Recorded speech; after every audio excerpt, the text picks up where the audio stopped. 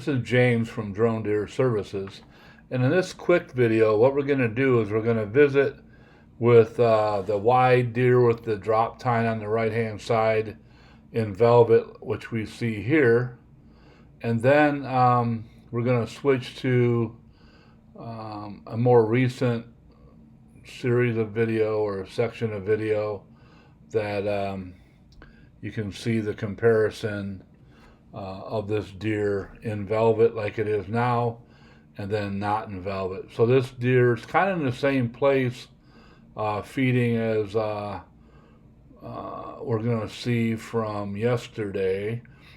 So this shot here was from mid-August, and we're going to see mid-September in the upper Midwest shot of the same deer. So the velvet's here, pretty nice. It's a very wide deer, kind of a interesting deer. The tines aren't really long, but certainly a deer that could go on the list of animals that we want to process this year. So this again is the velvet version of the buck I call Wide Clyde. I don't necessarily have to name deer. It's just it helps keep things straight when seeing a lot of bucks. So it's kind of the same vegetation you're going to see in the next video. You'll see a little bit more yellow coming up because it's later in the year and the break is coming up now. So this is mid-September without velvet coming up, and you can see a lot more yellow. And here is the wide deer, zooming in a little bit, and you can see the difference between velvet and non-velvet on this deer isn't tremendous in the mass. The brow tines are a little bit uneven, and that will be a subtraction on scoring. But for a deer this wide and this special, it's kind of a nice rack. Here he is in looks like, I think, goldenrod, and then I think he might like the feeling of the the vegetation on the antlers. Now you can see a little bit of velvet still dripping off.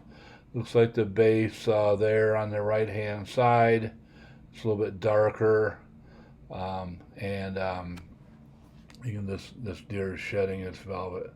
Also have some footage of another area where the deer are using kind of like a horizontal rub almost, just a dead log to get the velvet off their antlers. About 60 miles north of here, but the deer there have a lot more velvet. So not sure geographic locations, what drives that, but here is that wide deer doing the same thing in that kind of same area. It's kind of a homebody in my monitoring, but he's certainly something worthwhile. I'm not sure if folks are interested in this type of information. Learned a lot with the drone. They're also developing that longer hair on the forehead, and we'll monitor that as the season progresses. But this is the wide drop tine on the right hand side buck, and there, like I said, there's a little bit of velvet hanging off the base over there on the right hand side, his right hand side, not right hand looking at him. I'm going to have a couple of freeze frames coming up. So the first one's going to be not in velvet, so I'm going to continue this run, and then I'm going to have a short clip of him in velvet so you can kind of see the difference side by side. So here's the transition here. So that is in velvet there. And the Boomer Outdoorsman, Drone Deer Services, please like and subscribe.